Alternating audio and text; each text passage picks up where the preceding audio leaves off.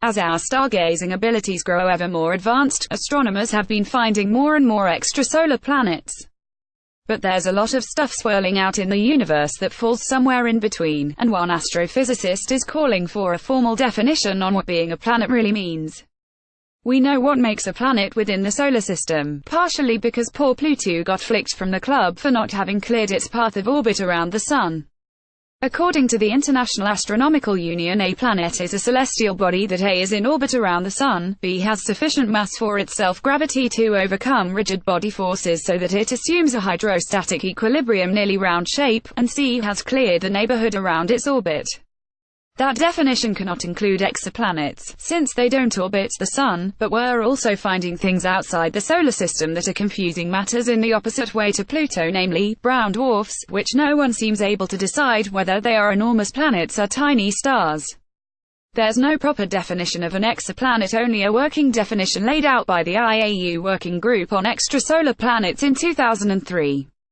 That working definition says that any object that is smaller than a star, but large enough to produce deuterium fusion, is a brown dwarf, neither a planet nor a star. According to Kevin Schlaufman, an astrophysicist at Johns Hopkins University, that definition is too inconsistent, since deuterium burning varies depending on the composition and internal properties of the object.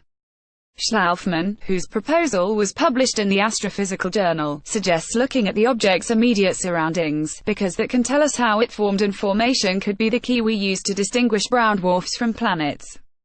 Under a formation-based definition, planets are celestial bodies that form through core accretion. Conversely, brown dwarfs and stars form through direct gravitational collapse, either at the disk or core scale, he explained in his paper. Despite the appeal of this definition, it has not been put into practice because of the difficulty in observationally determining the origin of individual celestial bodies orbiting distant stars. Now that we've observed many planetary systems around stars, we have a better idea of the patterns involved, and those can be the key to determining whether an object formed via core accretion building up a gravitational collapse top-down.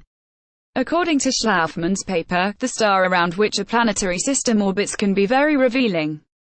Giant, Jupiter-like planets are almost always found orbiting iron-rich stars, while brown dwarfs are a lot more varied. This is because stars with heavier elements in their accretion disks are more likely to be able to build planets from the core up. Brown dwarfs, on the other hand, are made from clouds of gas and dust.